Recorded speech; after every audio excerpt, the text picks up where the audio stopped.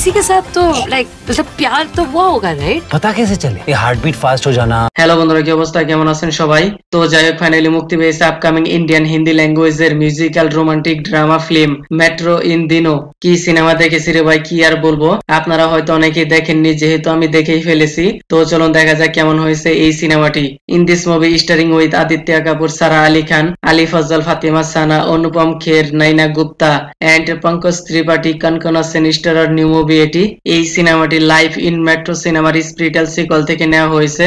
যাই হোক, সিনেমার কাস্টিং লিস্টে তো ভালোই অ্যাক্টর দেখতে পাওয়া যাচ্ছে। এই সিনেমার ট্রেইলার দেখে মনে করেছিলাম নতুন কিছু দেখতে পাওয়া যাবে, কিন্তু না ভাই, একদমই টাইম ওয়েস্টে লেগেছে। সিনেমার স্টোরির কথা কি আর বলবো, ভালো কোনো স্টোরি নেই। যেখানে চলার পথে নিউ ফ্রেন্ড হওয়া, আস্তে আস্তে তার সাথে রিলেশনে জড়িয়ে পড়া, তার সাথে হাজবেন্ড এন্ড ওয়াইফের ইন্টারনাল অ্যাফেয়ার্স। হ্যাঁ, নাম বদলে নিজেরাই নিজেদের সাথে ফ্ল্যাট করছে। মডার্ন লাইফ স্টাইলের সাথে দুই একটা অ্যাফেয়ার্স কোনো ঘটনাই না, যা এই সিনেমা থেকে বোঝা যায়। আরো রয়েছে 13 বছরের বাচ্চা থেকে শুরু করে একদম বুড়ো পর্যন্ত সবাই অ্যাফেয়ারের চক্করে আছে। সত্যি বলতে কি ভাই, আজকাল মডার্ন লাইফ স্টাইলে তারপর বিভিন্ন লাভ স্টোরি ওয়েব সিরিজে অ্যাফেয়ার কমন হয়ে গেছে।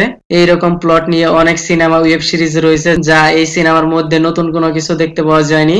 প্রায় 2.5 ঘন্টার উপরের এই সিনেমাটি আপনাকে বোরিং ফিল করাবে, যেখানে লং টাইম ড্রামা রয়েছে, আরো রয়েছে সং। যেহেতু এটি একটি মিউজিক্যাল ড্রামা ফিল্ম, তাই স্টোরি লাইনে 7-8টার মতো গান দেখতে পাওয়া গেছে। মিউজিক্যাল বলে তাই কি এতগুলা গান, যা বোরিং ফিল হয়। আবার কিছু কিছু গান স্টোরি লাইনের সাথে মার্চ করা হয়েছে, যা দেখতে মোটামুটি ঠিকঠাকই লেগেছে। কিছু কিছু short scene, dialogue, comedy, emotion এক্সিলেন্টে কাজ করেছে। তার সাথে আবার রোমান্টিক অ্যাঙ্গেলও দেখতে পাওয়া গেছে। সিনেমায় আদিত্য কাপুরের অ্যাক্টিং, পার্সোনালিটি, তার ডায়লগ ডেলিভারি ভালোই লেগেছে। আর এই ওল্ড কাপল ওয়ালা ড্রামা সিন টু গুড লেগেছে। ইভেন এই হাজব্যান্ড এন্ড ওয়াইফের ফেক রিলেশন এক্সপ্রেশনস, তাদের শেষ পরিণতি ইন্টারেস্টিং লেগেছে।